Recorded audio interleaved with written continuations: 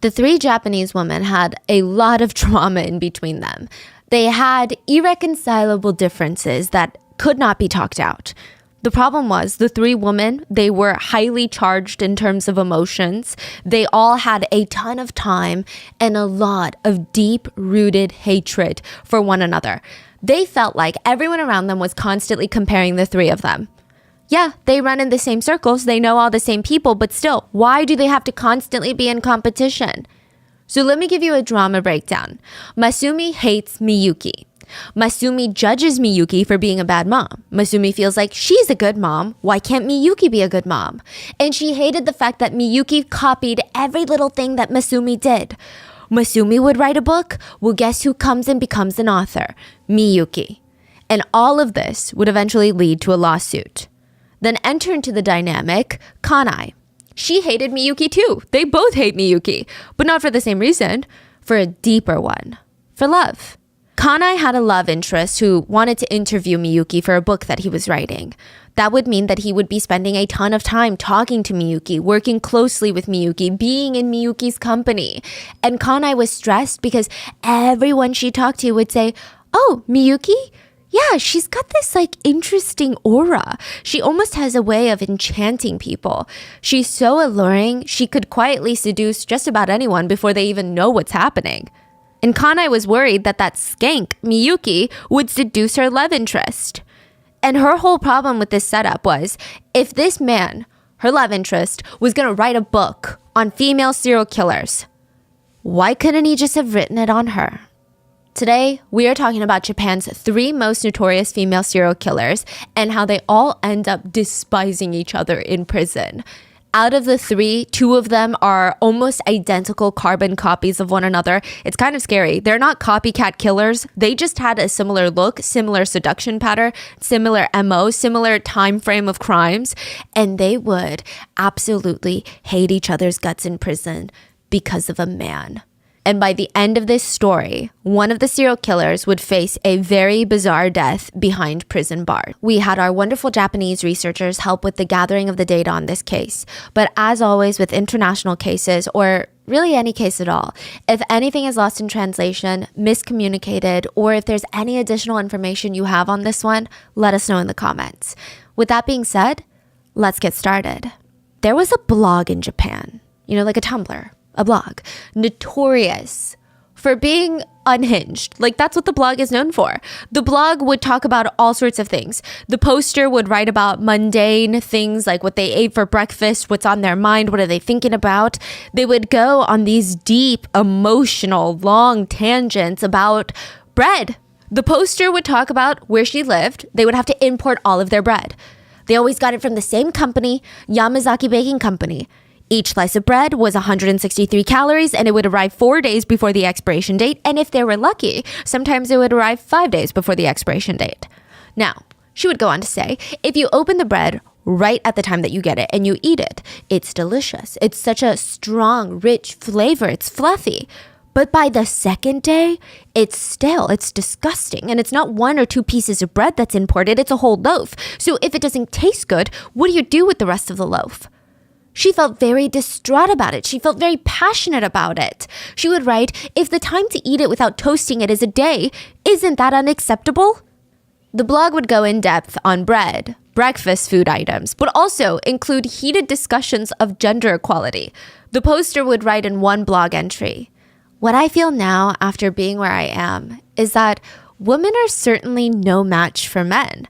Outside of giving birth, there's nothing men can't do. If a man puts his mind to it, he can rise to the top of anything, no matter what it is. And because women and children and men are so vastly different creatures, there can't be anything like equality. I developed an aversion to feminism, and nothing has changed since. My life has always been supported by men. A lot of people thought, this is kind of weird. A few things about this particular blog post struck people as a little hypocritical, if you will. First of all, it was written from prison by someone on death row. Wow. And second of all, it's written by a female serial killer who seduced, manipulated, and killed men for her own personal gain. Masumi killed people with curry. there was this giant summer festival happening in Japan where the whole town was going to be in attendance. The blog is written by Masumi? No, somebody else. We're getting into the drama. You know that meme that's like the girls are fighting? I saw a couple people on Twitter refer to this case as the girls are fighting. So I got to introduce you to all the girls, I guess. Masumi was going to a summer festival in her local town, and it's supposed to be like a really fun time. It's supposed to be the 1 or 2 days that everybody forgets about work and school and they just focus on food-related activities and community. Or at least that's the plan, right? And there was this giant pot of curry at the event that everyone is just like flocking towards. It's hot, it's steamy, which honestly feels like the last thing that you want to eat on a hot summer day.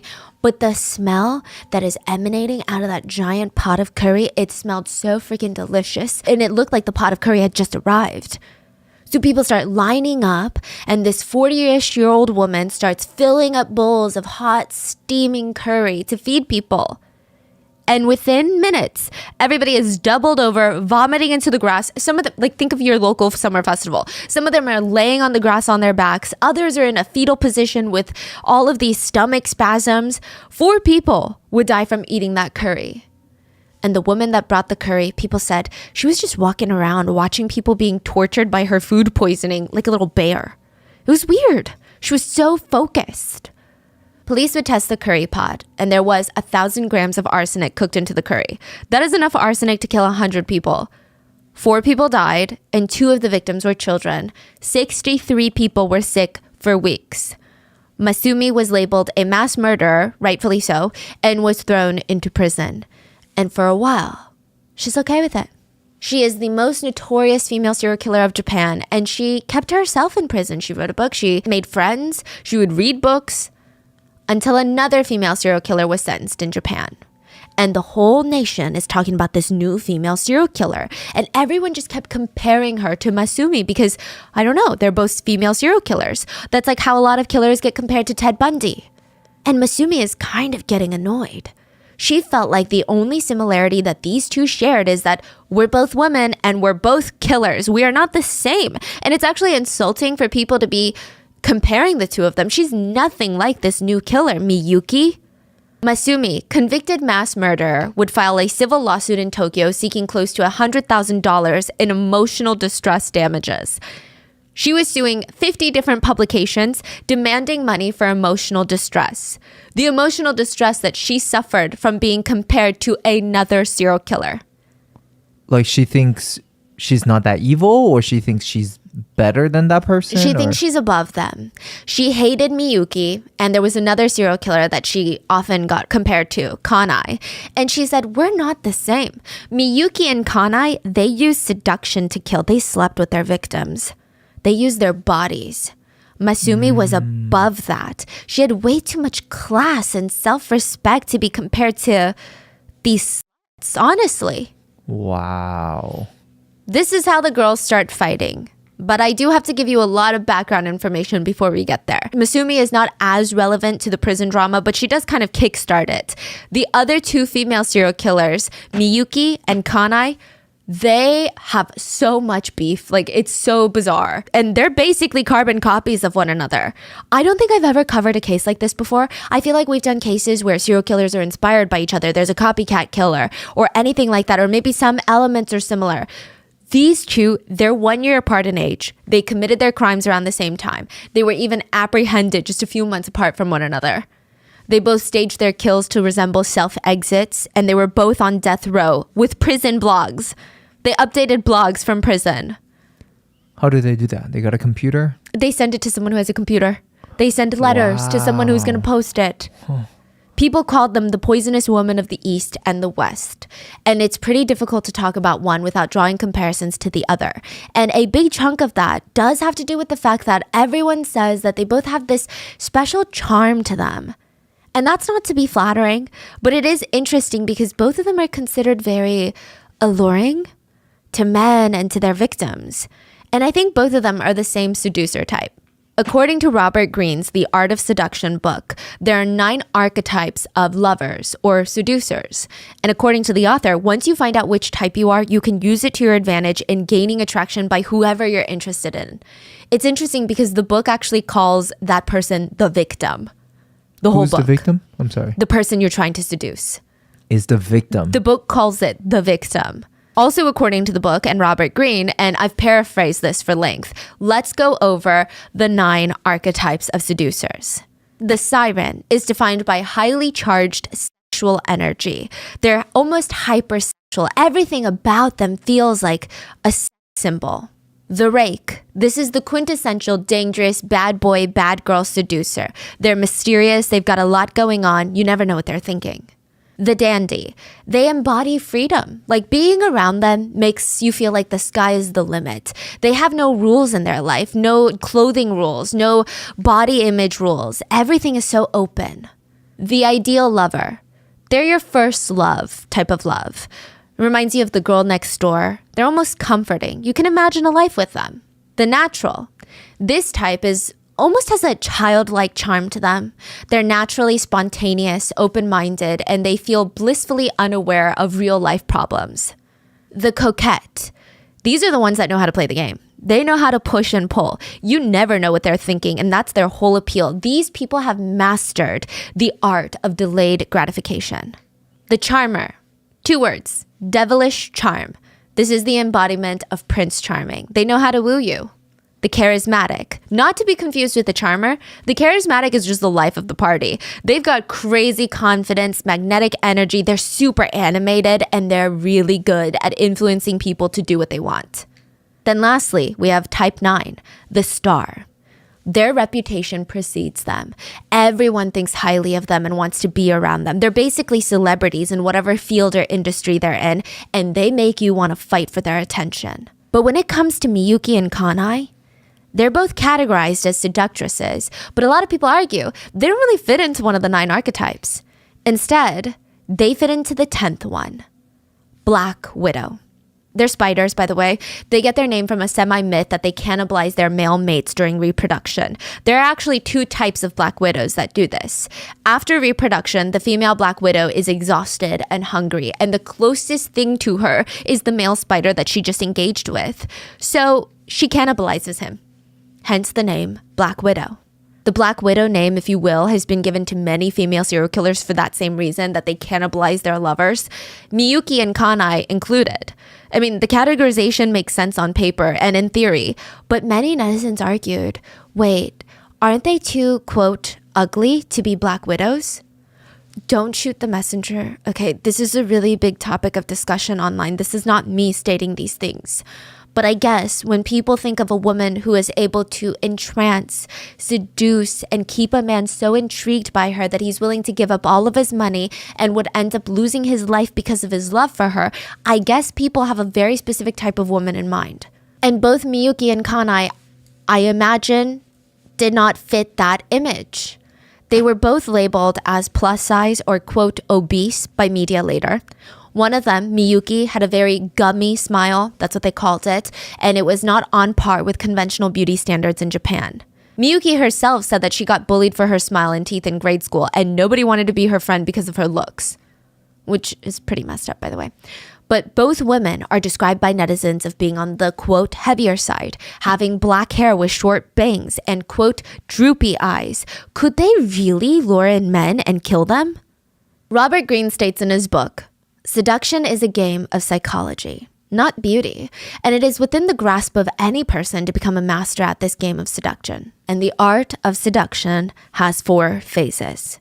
And just a quick disclaimer, I'm not saying that this is how anyone should interpret this book. Clearly, that's not what I'm saying, never in a million years. But I'm also not encouraging the use of this book for other things, even like seduction. Personally, I think this book is pretty toxic, and I'm not exactly sure what the purpose would be if you follow the steps in this book. It certainly doesn't seem like the outcome will be love, but it is a fascinating read. I did go by the book's 4 phases as it's probably the most recognizable system when it comes to seduction, which I think is a big part of today's case. I also think it's interesting to see how the 2 serial killers kind of fit into this system in their own ways, which are undoubtedly very extreme. I also think it's a way to show that these men who fell victim to these women, they're not just some random men who wanted a girlfriend so desperately. They were psychologically manipulated in a very extreme way. Everything these women did was with a purpose. Phase 1 starts with Miyuki breaking into her neighbors' houses as a kid. Okay, not really, but it does lead to phase 1 of seduction, believe it or not. Miyuki was actually born Miyu Lee. She's ethnically Korean, but I believe she's resided in Japan for most of her life. She is a Japanese citizen. And if you left your house door unlocked or a window not tightly closed before leaving for work, ethnically Korean Japanese citizen Gummy Smile Miyuki would be inside of your house. Oh yeah. She just broke into neighbors' houses. She'd be going room to room, browsing, snooping. And she had 2 reasons why she went into people's homes uninvited. The first one is the very obvious one. She wanted to steal valuables, which is odd because her parents were pretty well off. The second one is she just really liked destroying things. I mean, it's one thing to spot out the valuables and take them. It's another thing to go and completely ransack the house even after you've already pocketed the valuables. At this point, you're just trying to mess things up for the sake of it. It's like she got off on the destruction. It was her favorite pastime growing up. And I say that because Miyuki was born, again, like I said, into a pretty financially well-off family. So the fact that she's breaking into her neighbors' houses knowing damn well that this is ruining her entire family's reputation for money, it just doesn't make sense. She already had the money. People said Miyuki had this combination of love for chaos, but also she just wanted attention. Evidenced by her prison blog later, Miyuki was very talkative and she just really wanted someone to listen. Which is fine, but Miyuki was so desperate for classmate approval, she would actually talk about how much of a cool friend she was in hope of making friends. Which is kind of weird. Like imagine you're talking to someone and all they talk about is how cool it would be if you guys were friends. But you're like, we could just talk about something and become friends. But they're like, no, think about how cool it would be if we were friends. I'm such a good friend. It's really bizarre. So when that didn't work, she started telling all the girls at school how she was just so exhausted. She would come into school, dark circles to her chin. She would yawn and say, so tired, so tired, so sleepy, barely got any sleep. Of course, someone would say, why, Miyuki? Why didn't you get enough sleep? Oh, because I had to sort through all the love letters I was getting from the boys in class again. Yeah, it's just a lot, I mean, like 10-page letters from 10 different guys. And then, of course, I want to be nice. I got to read through them all and sort through them. It's just tiring being such a heartthrob. The other girls would laugh in her face and not a single one of them believed her. And maybe that's where Miyuki learned, you got to pick the right audience. Phase 1, stirring interest and desire. It's also about knowing what kind of seducer you are. And then, according to the book, choosing the right quote, victim that will be interested in you. According to the book, the rules clearly state that you should not chase after someone that won't be open to your advances. Not everyone can seduce everyone. Stick with the people that you know will be interested in you and play with their interest. In this department, Miyuki and Kanai take vastly different approaches. This is like the one part where they're different. Miyuki has this very youthful, almost naive, head in the clouds allure. I'm literally trying everything to avoid saying childlike demeanor, but that's what a lot of people described her as having. Or at least she played into it. She's able to bring out this side of victims who just want to protect her. She seems so emotionally immature and naive. While Kanai was the opposite. She's very motherly. She brings out the side of victims who believed that she was incredible wife material. She made them feel appreciated, cared for, if not almost worshipped. And people wanted a wife like that to build a life with. So let's break it down and start with Miyuki. Miyuki started working at a snack bar.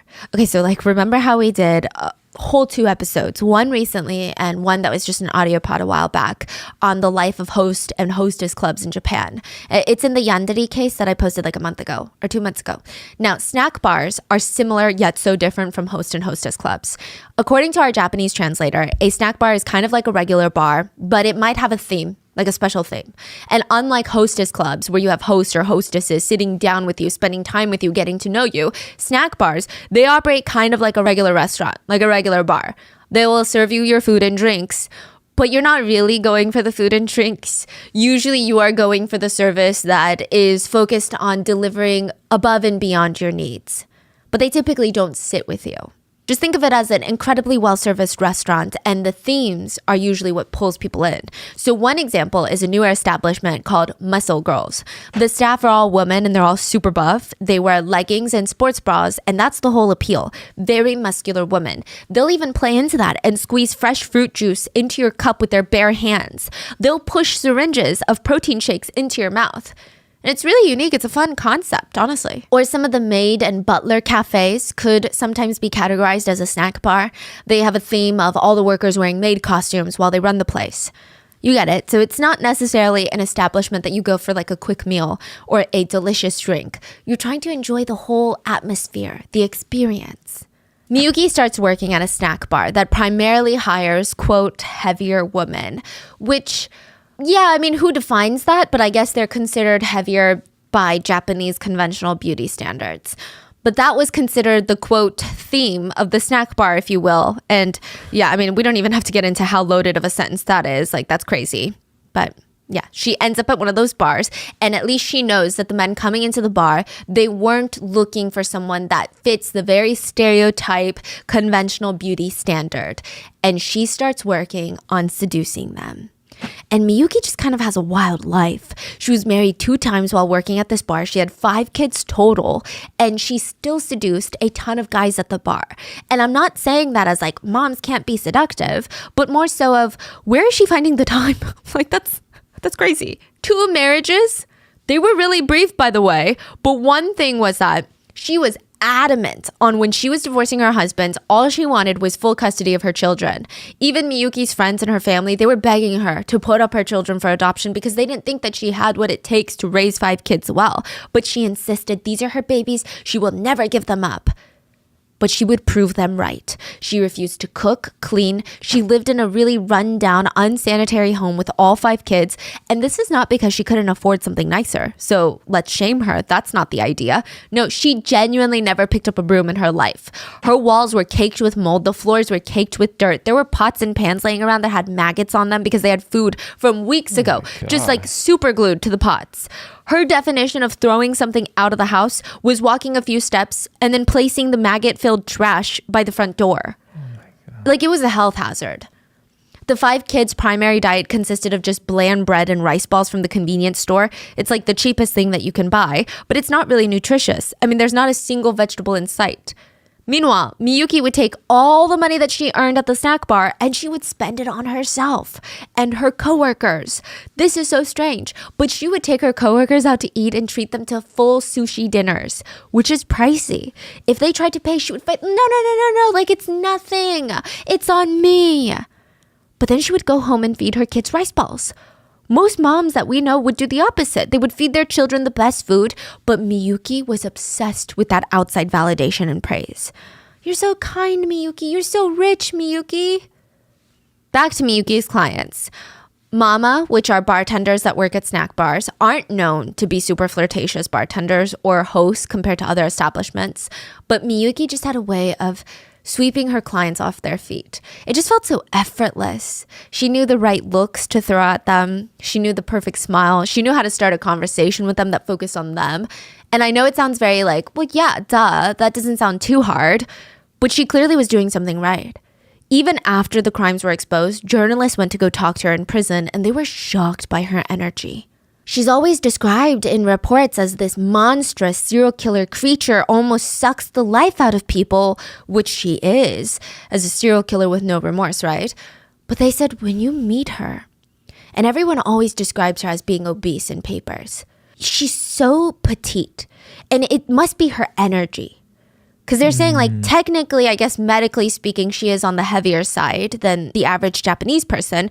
But something about her energy makes her feel like a little kid that you need to protect her. She feels so frail and petite, like a little baby.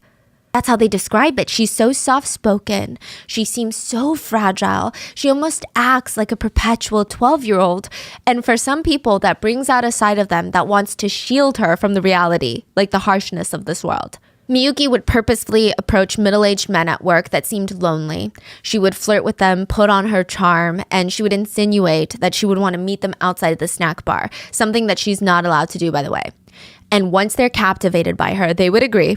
She would take them to a love motel. They would get intimate, and she would just sink her teeth into these men. One of her exes stated, "I was so shocked. She was so good in bed, I became addicted to her." And it just makes the men sound simple, right? Like they all just want to be intimate with her and like maybe, but ultimately, regardless of her intimate relationships with them, it said that she knew how to make men feel wanted and special. Something that's even more rare in Eastern culture where women are expected to be shy and reserved. She had this very bubbly energy. Side note, a lot of these boyfriends had wives and families. And Miyuki would use that to her advantage. A lot of these men, they loved the idea of being family men. So they prided themselves in being faithful to their wives, faithful and loyal to their family. And anything that goes against that, they're not interested. And you would think maybe if a young hot girl walks by and is like, oh my gosh, like look at how hot I am, you could have this. These men would say, absolutely not. I have a wife and children. But Miyuki was so slick. She would make the men feel so young again, talking about herself and how she's a hopeless romantic without even involving them in the equation. She would boost up their egos in separate conversations. She would take care of them in ways that made them feel like, wow, this is kind of nice. And she did it all so innocently. Instead of being like, oh, you have a wife? I bet she doesn't treat you like this. She only ever spoke highly of her boyfriend's wives, unless they started opening up about the marriage struggles. In one relationship, they literally started this friendly, flirtatious banter by showing each other pictures of their own children. So the married man would show her pictures of his kids, and she would smack his arm flirtatiously and say, my kids are cuter. And then she would show him pictures of her children. Then he would say, no, my kids are cuter. He would show other pictures of his kids, and she would say, they are so cute. But you know, my kids are still cuter. And it feels technically so innocent because he's married and showing off pictures of his children, making it clear that he has a family that he cares about. She's also showing pictures of her children without saying, leave your wife and kids for me. But the way they're doing it, it has this flirty banter feel to it. It has this intimate feeling. It's almost like that fate feeling. We're not trying to be nasty. We're just getting along too well. He would end up starting an affair with Miyuki. Kanai, the other serial killer, would take the opposite approach. So instead of having more of that youthful banter, she focused on being the perfect motherly figure. So while Miyuki is playing this, oh, I have a troublesome childhood and I'm just a girl, that type of energy, and like this emotional immaturity is being used to make the men feel more masculine, like they're more in charge and like, oh, she's too naive to manipulate me. She cannot possibly have those complex thoughts. Kanai, she focused on presenting herself as the ideal wife. She came from a town. Have you guys heard of Hokkaido cream? It's a region in Japan that's famous for their dairy. So like if a product uses milk from this area, they'll write it on the packaging. That's how famous they are for their dairy products. The population of that town is 14,000 people, and there's 120,000 cows in that town. Yeah, so that's where Kanai's from. But I digress. Kanai was forced to learn the piano since she was young, and that kind of kick-started something in her, where she's like, people are praising her for knowing the piano so well. The piano is such a graceful thing. It's almost like a classy, elegant thing. She seemed to like that praise. So she went on to do pretty well in school, and she was very responsible as a kid. Classmates would say that, yeah, she's pretty mature for her age. And this is not what I'm saying. This is what her classmates are saying. They said that she was, quote, sexually mature for her age. Again, their wording, not mine. One classmate alleged that even in high school, Kanai would talk about how she had this hot boyfriend, and everyone was like, well, can we see a picture of your so-called hot boyfriend then? She whipped out a picture, and sure enough, it's a picture of Kanai and a 40-year-old man. So she was groomed as a minor. Oh. And later as an adult, I think this translated into her being hyper aware of what men wanted from her. She presented herself as the perfect ideal. She changed her name to Sakura, which felt younger, more youthful, a little sexier maybe. Went on dating websites to scout for a boyfriend. She stated she was a pianist who graduated from Tokyo University and was now studying at Le Cordon Bleu. It's the culinary school for French cuisine, to become a chef. She wanted to open up her own restaurant. These were all half-truths. Her mom was a pianist, and Kanai herself did know how to play, but she wasn't really a pianist. She did get into Tokyo University, but she dropped out because she decided to use her tuition money on luxury goods instead. Le Cordon Bleu, the culinary school, was true. I just don't think that she had any plans of opening up a restaurant. Kanai's ultimate plan was to never work again. and dangle herself in front of older men as the perfect wife. And she knew how to cook, to the point where one guy who knew her personally said that when Kanai was arrested for being a serial killer, he felt really sad because, quote, "It's a shame I'll no longer be able to eat another meal from Kanai Kajimi." That's how good she was at cooking. She would even start her own little recipe blog. And of course, every time she would start talking to a new boyfriend, she would send the blog of like, "Oh, have you seen my blog?" Just to be like, "Look what I can do. Look how I can treat you." That's subliminal messaging. "Look what I would love to cook for you every day, 3 meals a day. Don't you want to come home to a home-cooked meal that's hot and ready on the table?" One boyfriend said her attention to detail was out of this world. Like, it was exhilarating to be with someone like that. She would wake up every morning before he went to work, made him pasta, fried chicken, pork, and as soon as the ice in his iced coffee started melting, she would replace the ice to not water down his coffee. And he would think to himself, this woman right here, marriage material. So cooking was how she lured a lot of men in. And secondly, she just had a voice that was known to be very sweet and alluring. People said it sounded like a rolling bell. I've never heard of that, but they said it was so smooth and so pretty. It sounds like a chime rolling across the ground. Some said it sounded more like a gasp.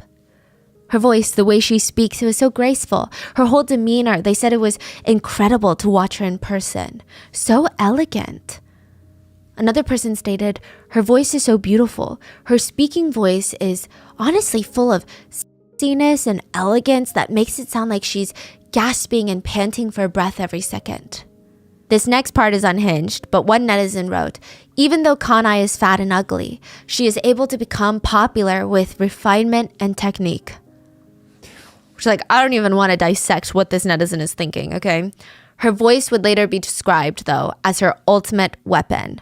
And that is how both these women would accomplish phase 1 of seduction. And then Miyuki got pregnant with triplets. Oh, yeah. Wait, Miyuki has 5 kids? Yeah. This is 3 more on top of 5. She told the father of the child, who already had a wife and child, she's like, I'm pregnant and you're going to raise them.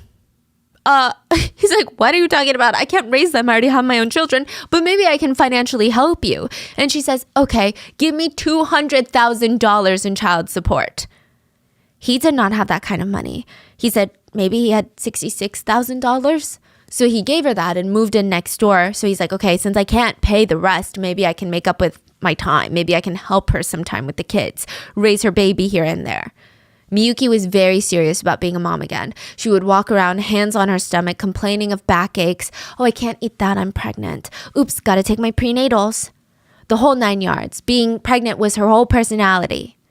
And then a few months later, that man saw her drinking. And he was like, wait a minute, are you allowed to drink right now? Aren't you pregnant? And she's like, I'm what? Oh, yeah. Oh, yeah. She's not pregnant. She's not pregnant. She would legitimately forget that she lied about being pregnant with triplets. She would forget all of her lies. That's how many lies she told. Which brings us to phase 2. Create pleasure and confusion. Keep them in suspense. Have them asking what comes next. Miyuki did that by straight up lying about the most unhinged things. For example, Miyuki would lie about how she dropped out of high school because she got into a fight with a girl who accused her of having a hair perm.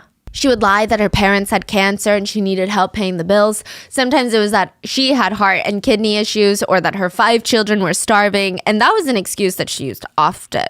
And these men would pay. For example, one of her boyfriends was a garbage worker. She ended up taking around $30,000 from him in total. Garbage collectors in Japan, they make around $20,000 a year. He went into debt and lost his job for her. But like, why would these men even keep paying for these things? Some of these men even spent their entire life savings, went into debt to pay Miyuki and Kanai. Why? And they're always being confused by these like push and pull methods, by these lies, by these weird signals.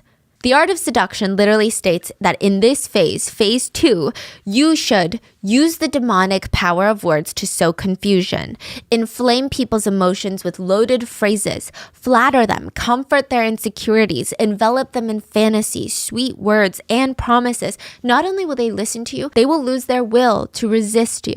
A lot of this had to do with the fact that providing money to some of these women made the men feel like men. Like they made them feel fulfilled and useful. They're helping someone. They're doing something good. A lot of people hate Kanai with good reason. She's a serial killer. But they will admit that Kanai had a way with words. She knew what busy businessmen wanted to hear. And businessmen were her main targets because they had the most money. She would tell them, you're so exhausted. You're so tired. You deserve to be treated like a man. You deserve to be greeted at home with a fresh home-cooked meal. I mean, I don't see what's wrong with that. Women these days, they're misguided. And she was willing to do that for them. Kanai would also write about fate when she wrote to her lovers. She wanted it to seem like they're all star-crossed lovers because that gives them a thrill. She would always write about herself as a student in the University of Life, how she just wanted to learn and these men were teaching her so much. She said this to basically every boyfriend. Meanwhile, Miyuki's voice was also described to be nice, but not as nice as Kanai's.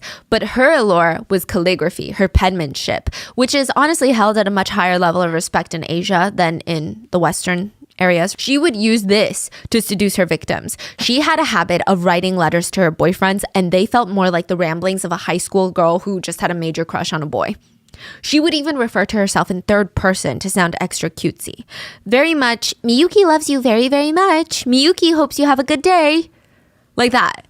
And if she didn't see the men because of their schedules and they didn't match up, she would give them quick 5-minute phone calls. Not to ask them to come to the snack bar, not to ask for something, just, oh, I was just thinking about you and I wanted to make sure your day's going well. So even if these guys thought at first, well, she works at the bar, of course she's going to be nice to me, she wants to make money, she would disarm them with her constant displays of affection, because constant open displays of affection has a connection to emotional immaturity. And the men like that. Men feel like they are the ones in power, and this girl is too emotionally immature to ever be able to manipulate them. So they become more vulnerable around them. If she was hanging out with her boyfriends and one of them kept rolling their neck side to side in the middle of a conversation, she would take note of it, not mention it that day, but the next day she would have ointment for his neck ready for him. She just behaved like a little girl in love, sending letters, leaving voicemails, and all of it was just master manipulation. Because once she earned the trust of these men, she would start gaslighting and exploiting them. One of Miyuki's boyfriends, Shinichi, was over it. He was getting beat with a frying pan on a daily basis now. Yeah, he was done. Actually, physically? Physically. The Miyuki he met had fallen in love with the charismatic girl, the childish little girl. Gone, okay? Every time they see each other now, she's beating him up with a frying pan. She would try to throw boiling water on him, on his body. And continuously, she would say, give me your money. It was really confusing. Like, what happened to that person he knew? But this is the breaking point when she tied him up with rope.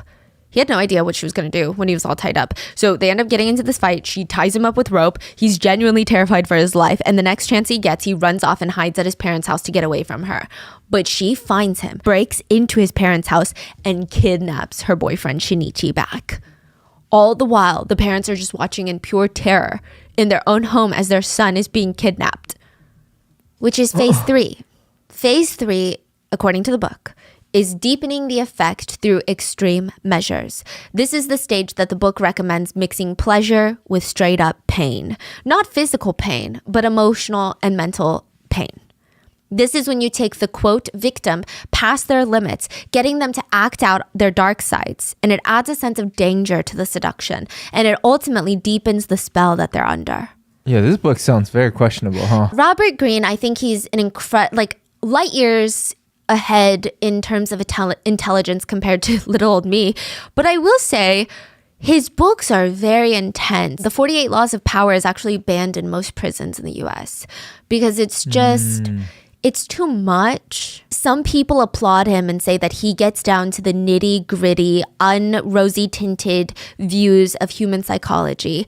Other people say that he's just creating guidelines on how to be toxic people. I actually think it's better to talk about this book so that if you know what's happening and someone's doing this to you, it's better than to be like, oh, I don't know what's going on, but I'm feeling very confused by this relationship. I always That's think true. it's better to know if there's things that guys or women are out there reading and they're trying to seduce you. I always think that's, the whole pickup artist phase. Yeah. I think it's interesting to watch them because if you're a single woman, they could be using these tricks on you and you want to be alert and aware of that. Yeah. Versus That's not true. knowing, then you don't know what's happening. You just think, oh, this person's kind of hot and cold and I don't understand them. Yeah. So, very interesting, very intense. Now, again, Miyuki clearly is very extreme, but I think even this part of the book, again, like I said, not recommended. It's toxic, morally questionable. This is basically saying you've come to phase 3 where you can be as manipulative and as demanding as you want because you've already gotten your quote victim to the point where they can put up with more extreme behavior. In Miyuki's case, she would even get her children involved in the process. She would find men that were desperate for some sort of acceptance and love, and then she would tell her kids to make them feel special by calling them dad and treating them like he was their biological father. Wow, It's so twisted. She is on another level. It made a lot of these men feel needed in their lives. It gave them purpose. It's heartwarming to see your significant other's kids love you and want to be with you and take care of you. They would start dropping them off at school because Miyuki would come up with some random excuse on why she couldn't. Or honestly, the kids would just go up to him and be like, Daddy, can you take me to school tomorrow? I want to spend time with you. Guess what? Miyuki probably told them to say that. Other times she would convince the men to fork over money for the kids or even a key to their apartment, which very conveniently, after Miyuki got a key to a lot of the boyfriend's places, they would be ransacked. Yeah. If any of the men tried to pull away from Miyuki, she would have her kids text them by saying things like, Dad, I love you. Please come back. Why aren't you here anymore, Daddy? It made them feel utterly guilty. One of her boyfriends said Miyuki turned children into bone broth, which of course she probably didn't, but it's a way of saying she genuinely did not care about anyone but herself. Like she's willing to use her children, it seems, to get what she wanted, and that was money. Maybe that's why she wanted to keep all of them. Perhaps. She was relentless about money. Her boyfriends would not only give up their entire life savings, but they would go into debt to pay her money. And even that wasn't enough. She made her boyfriends watch her own children for her. Which, like I said, by the way, she's getting more money. She's not spending it on her kids. They still eat the same nutritionless food, living in the same conditions that absolutely had to break some sort of health code for human life. Yet, Miyuki was seen blowing tons of money on herself. She would drop hundreds of dollars on dinners with coworkers or whoever she wanted to be friends with. She still had that desperate need for acceptance by her peers. She would take people to public baths like sauna houses. She would buy people kimonos, treat them to haircuts. If something was expensive, she would exclaim, "Oh, that's so cheap," while purchasing it. It was weird. It's like she wanted to impress even the sales associates. Sometimes she went to the convenience store to stock up on snacks, dropping like hundreds of dollars each time. What's so interesting is that a lot of people would assume that these two women would have an obsession with luxury goods, right? I mean, they're willing to do wild, crazy things for money. They must be obsessed with Gucci, Prada, Chanel. They must be like those crazy gold digger women. They actually spent all their money on random things. Miyuki would spend so much money at the convenience store and on her coworkers that she later said she hated. And Kanai would spend $15,000 a month, and she would just spend it on stuff for her Shih Tzu, her random pets. She would buy them like these random pet gadgets at the pet store that nobody needs, like a pet massager for hundreds of dollars that really doesn't work. Nobody needs it. Who's buying it? She never spent a lot of money on designer clothes, but her hangers. Like she wore very affordable clothing, but she would buy hangers that were very fancy and $10 a piece. $10 one hanger. That's the price of whatever you're probably hanging. She would go on these trips to hot springs, golf trips, and of course, she spent a ton of money on cooking classes. And Kanai was really good at picking her victims. She would go for men that were older and she would sell them the dream of her being a chef that opens up her own restaurant one day. And they were more likely to help her because they're getting old, they're financially better off, and the one thing that they can't have is that time and excitement again. So they want to vicariously live through her. You know, I saw a video essay recently on this is kind of a tangent, Jeff Bezos and Lauren Sanchez. And a lot of people thought it was confusing how Jeff Bezos, after his divorce, started dating Lauren Sanchez, people thought they just didn't really work on paper. But everybody that knows Lauren Sanchez in person said that she is almost like a kid with how excited she gets about everything. She's so animated. She's like the life of the party. If you buy her a present, she's probably the type to like run around the room over a small gift coming from a billionaire where it's like 0.0000% of his wealth, you know? But it's just... Kanai's kind of playing into that. They're vicariously living through her. And she knew that and she's honing in on it. These men, they're too old. They've got too many rules in their life, too many crazy professions to actually chase after their dreams. But when they watch Kanai do it, which are all lies, by the way, she had no dreams of working, they would get excited again. They would feel youthful again. And phase 4, as stated in the book, is moving in for the kill. The book states, if your victim is to be sacrificed, then it must be done swiftly and cleanly, leaving you free, physically and psychologically, to move on to the next victim, and then the game begins all over again. Clearly, this is meant to be interpreted as, if you're no longer going to be with this victim that you've spent all this time and energy seducing, break up with them, make it clean and swift, and then you get to move on. But that's clearly not what serial killers Miyuki and Kanai had in mind. May 13th, 2004, a train running on the Inbi line slammed into something and came to a halting stop. Police are called to the scene, and they find a box on the train tracks. Inside the box was a 42-year-old reporter's body. The man worked for a reputable newspaper, had a wife and kids, and now his completely battered body was found in a cardboard box on the train tracks. Is he passed already or... Okay, he passed from the train hit. There was a note at the bottom of the box and it read, I was supposed to protect her, but I was doing the opposite. I was happy to meet a woman like Miyuki. When I met Miyuki, I learned what true love was. Miyuki is not his wife's name. To the police, this just sounded like a man who had an affair, could not live with himself, so he exited his life. And exiting via jumping in front of a train is pretty common in Japan, so they didn't think much of it. In Japan, about 600 people a year exit by jumping in front of a train, while in the US, about 300 to 500 people do that, which doesn't sound alarming until you factor in the population size. Japan has about a third of the US's population, so the number of self-exits by train in Japan is alarming. I mean, I think in both countries it's alarming, but more so in Japan. It's so prevalent that the Japanese have created a word for it. In a really weird, sad fact, but a lot of train companies will actually charge families of those that exit. They will charge them a large fine because the person that exited caused a public disturbance and inconvenience, which is highly, highly frowned upon in Japanese culture. So there's that. Miyuki has never been officially convicted of the reporter's murder, but in hindsight, netizens think it's weird that the police didn't investigate or even perform an autopsy. This is the first death associated with Miyuki, and it's just strange. So we're to believe that this reporter grabbed a box, threw it onto the train tracks, jumped down, then curled up in there, somehow managed to close the box up well enough, and then quietly waited in anxiety for the train to come and just like listen to it approaching. Usually exits are known to be impulsive. This feels like a very long time to sit with your thoughts. And it's very morbid, but it just doesn't make sense. It feels incredibly unnatural for someone to do this, psychology-wise. Now in hindsight, netizens believe that Miyuki drugged him, put his unconscious body in the box, threw the box onto the tracks when no one was around, and now she was free to start on her next victim. Even though Miyuki would be found guilty of killing 2 men, she's suspected of killing upwards of 6. She was never convicted for the reporter in the box. Her next few victims, it just seemed like all of Miyuki's love interests, they all started passing away. One victim was found with 4 different types of sleeping pills in their system and drowned in like 3 inches of water on the beach, which again doesn't seem like a self-chosen exit, but the police would argue that it was.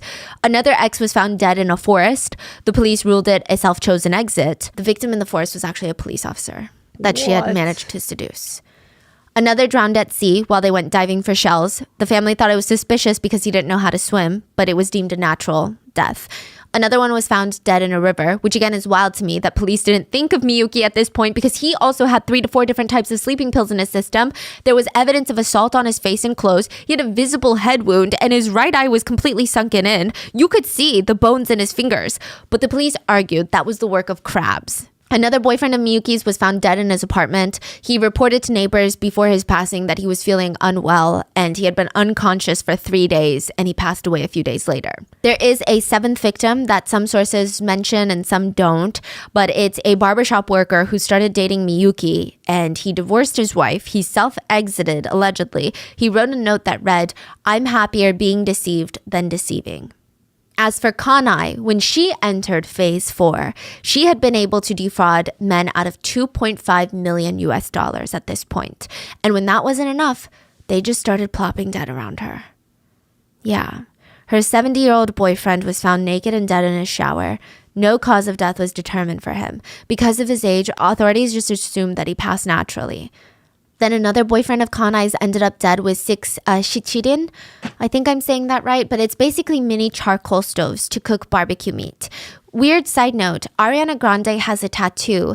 She did, I think she covered it up, that read 7 rings, because her song 7 Rings, right? Mm-hmm. But 7 rings in Japan, the characters actually put together mean shichirin, which is barbecue grill.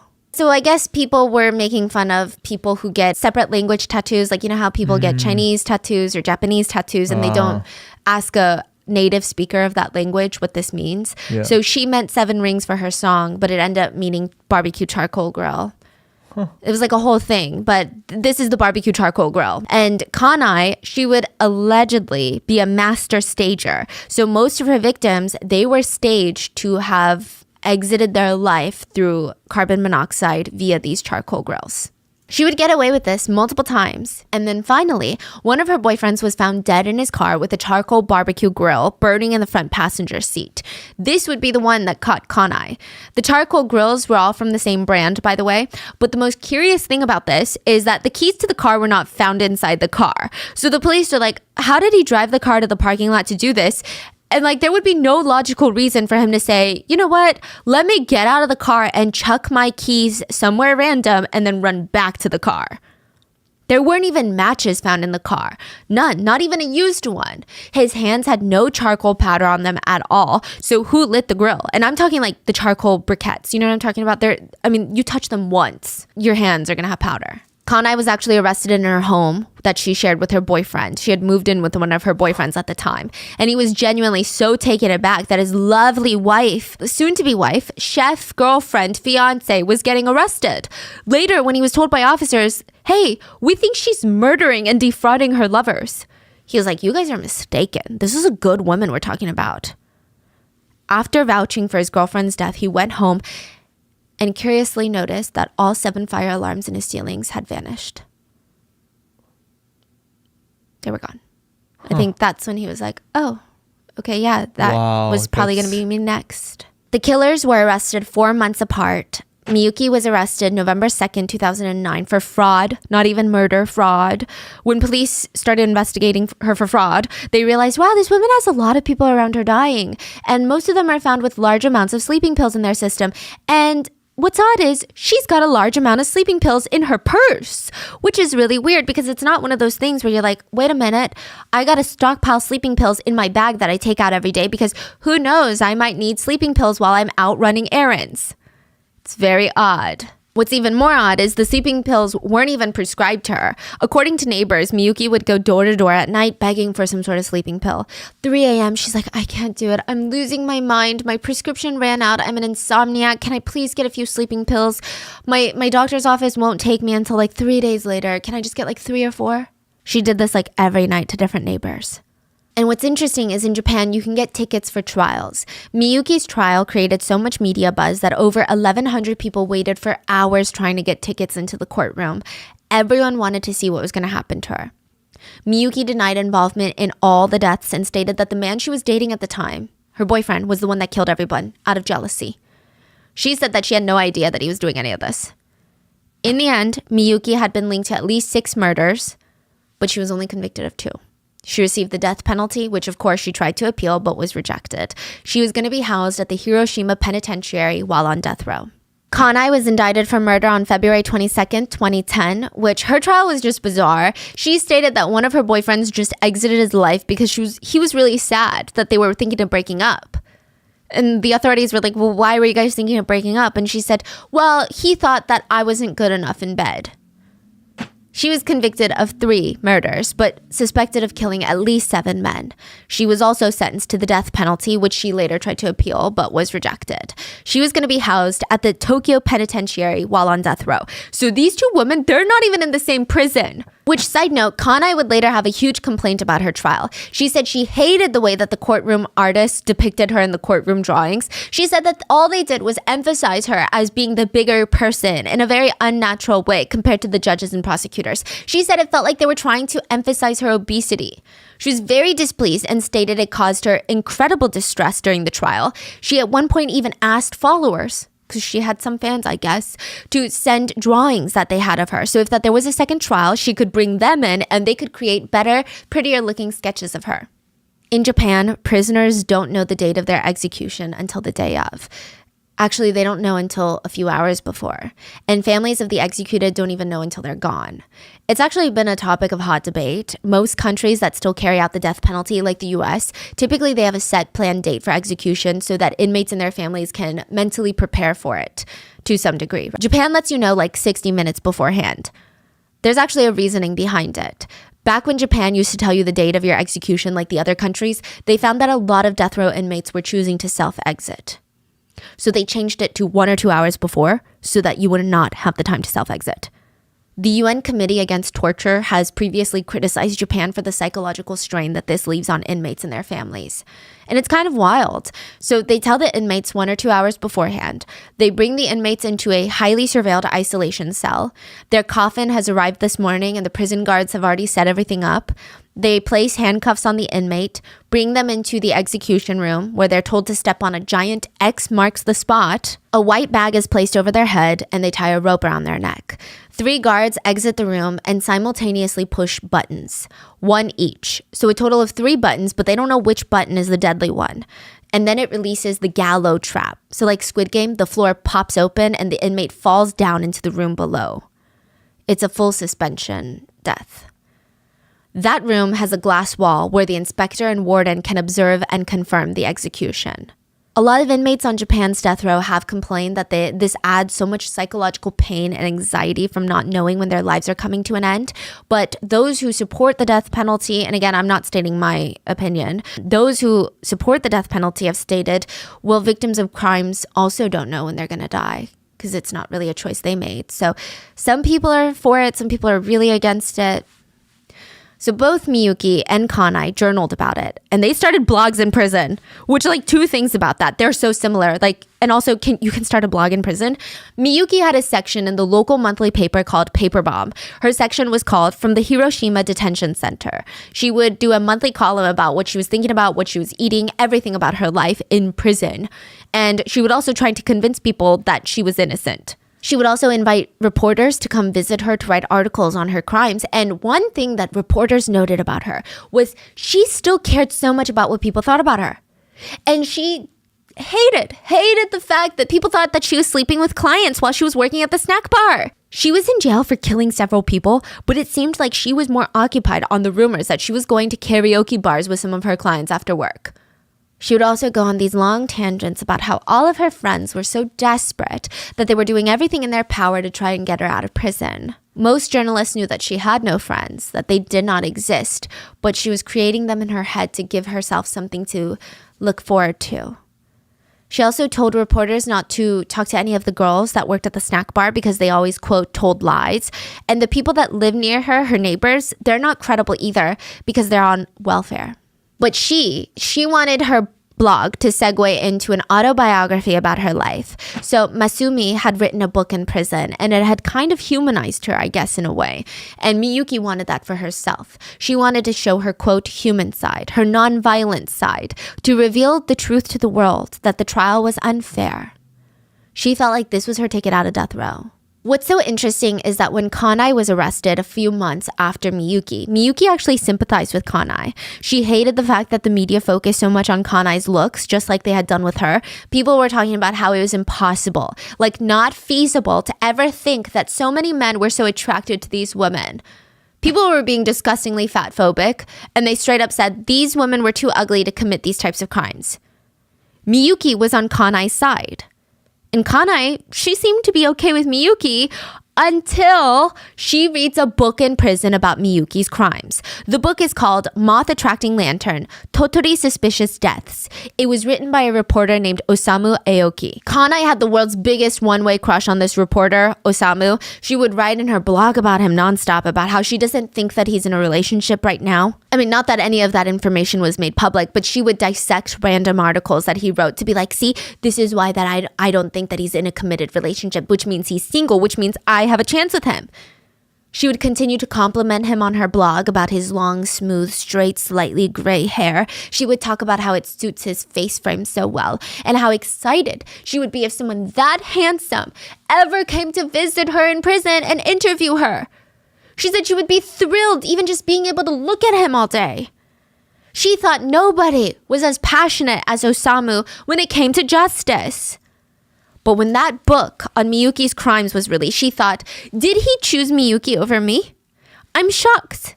I've lived my whole life without ever being jealous of another person until today. I am furiously jealous. The only comfort was a detail that Osamu called Miyuki a, quote, plain and dull middle-aged woman. So Kanai, the reasonable, ever-logical, completely normal, understanding person that she is, wages war on serial killer Miyuki through her blog. They're not even in the same prison. Kanai had a blog post where she wrote, I think Miyuki is an idiot. I think so.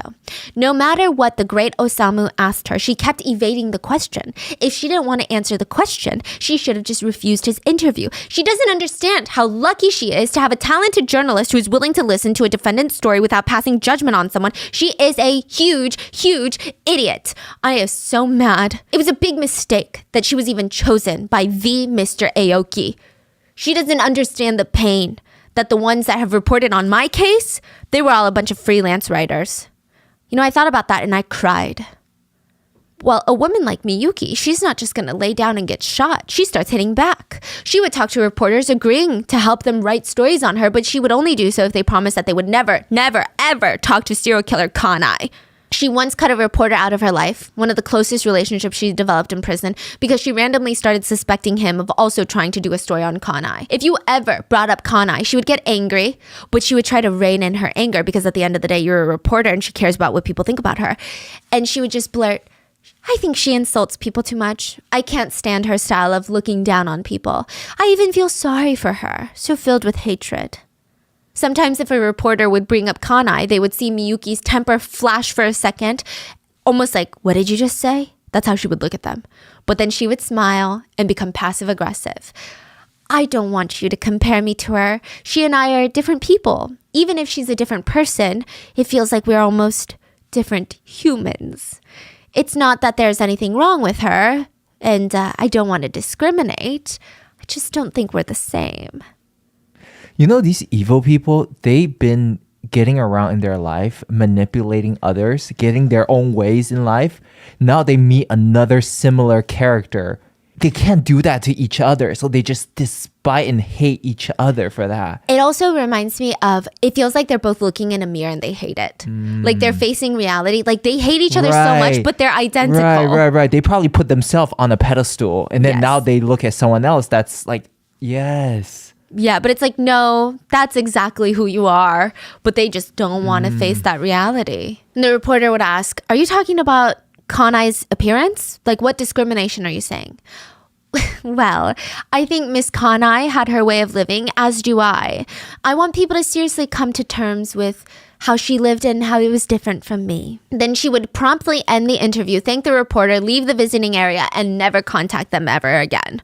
Kanai would hit back and write blog post after blog post, insinuating that Miyuki was trying to date reporters that she spoke to. She wrote, Miyuki, you seem to enjoy being interviewed in the papers, on TV, and in the magazines. No matter the platform, but is there anyone in the press that you're dating that truly understands you? She was trying to imply that no one in the media actually cares for Miyuki, and she's just a dumb little girl that thinks they do. She also took a dig at Miyuki by stating that she doesn't even know what she did. She was like, I don't even know about your crimes until the great Osamu wrote a book on you. Yeah.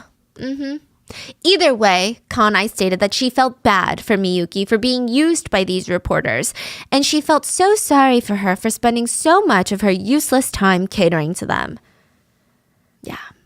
I mean, it's kind of crazy. They're taking passive aggressive digs at each other, and you have to constantly remember these are serial killers on death row. Side note, throughout all of this, Osamu never engaged in conversations with Kanai. In fact, he flat out told other reporters when asked about this, he said, "I'm not interested." But when they kept asking about Kanai, what do you think of Kanai? He stated that she did deplorable things and she was a very intelligent woman. And that was enough for Kanai to stay hopeful in their non-existent relationship. What's wild is Kanai actually gained a few fans through her absolutely unhinged prison blog. One netizen had even gone to her trial, saw her in person, and stated, "Kanai is a goddess playing the role of a villain." Some of them would even bring her butter from her hometown, Hokkaido. And then on January 14th, 2023, so this year, Miyuki's last words were, "You can't just eat ramen," before she died choking on her stir fry. What? It's almost too horribly ironic to even mention, but Miyuki was 49 years old when she died. And let me explain. We don't actually know if these were her last words, but these were her last recorded known words. A reporter came to visit Miyuki, and she was asking the reporter about what kind of food he enjoyed. And he stated that he basically lives off of ramen, kind of like a college student. And she scolded him saying, "You can't just eat ramen." And then visitor time was over. She went to her prison mealtime where she choked and died on noodles. What? The last meal Miyuki had was rice, yakisoba, grilled fish, miso soup, and veggies. Some sources say that she also had fried ham potato salad and spaghetti salad. Most people agree that yakisoba was the culprit to her death. Yakisoba is a stir-fried noodle dish with a sweet and savory sauce, kind of like a chow mein, I guess, if you had to make a comparison. Yeah. I mean, Miyuki always did have health conditions that she was born with, so she was more susceptible to choking on her food. But there are some online rumors that the prison kitchen, which is run by inmates, always gave her intentionally really dry food in hopes of killing her. Because I guess everyone hated her for being a serial killer, and she does objectively have a very annoying personality, is what a lot of people stated. Her whole, well, they're on welfare. She seems very passive aggressive. It's rumored that they would specifically give her barley rice instead of white rice because barley rice is drier and harder to swallow, especially if you already have issues with your esophagus, which Miyuki did. There's no evidence of this, but it's interesting. Some netizens were also upset that Miyuki was never executed. They felt cheated out of their taxpayer money. They felt like we paid for her to stay alive so that she could be executed by the state, but then she just died. So why did we pay so much money to keep her alive? And then some people went the other extreme and felt like what she did was wrong, but she didn't deserve to be demonized. They felt like the media was painting her out to be this person who hated her kids, but maybe she was actually good to her kids and she used that money on her kids. What? They got this from just like random interviews Miyuki did where she talked about how she loved being a mother. But I don't think... Yeah, you can. She's a charmer. Like, she can say whatever she wants to say. And like, I think when it comes to being a parent, I get that it's hard and people make mistakes, but she was like a really bad parent, like just continuously a horrible parent. So I don't think anything she says, like, think about what her kids went through. We can't just sympathize with people because they're parents. I mean, again, that's not my viewpoint on the death penalty. That's my viewpoint on not sympathizing with her. So many netizens believe Miyuki was a victim of society. Yeah. But an interesting end is, no matter how much these women hated each other, I think that they're just looking in a mirror and seeing all the worst things about themselves and having to face that reality. And it's just interesting. One Twitter user said, if you look up Kanai, then Miyuki pops up. If you look up Miyuki, Kanai pops up. And it seems like they will never be able to escape this comparison game. Wow. And this is the story of how two of Japan's most notorious, most hated female serial killers despise each other in prison. What are your thoughts? Leave it in the comments, and I will see you guys on Sunday for the mini-sode. Bye.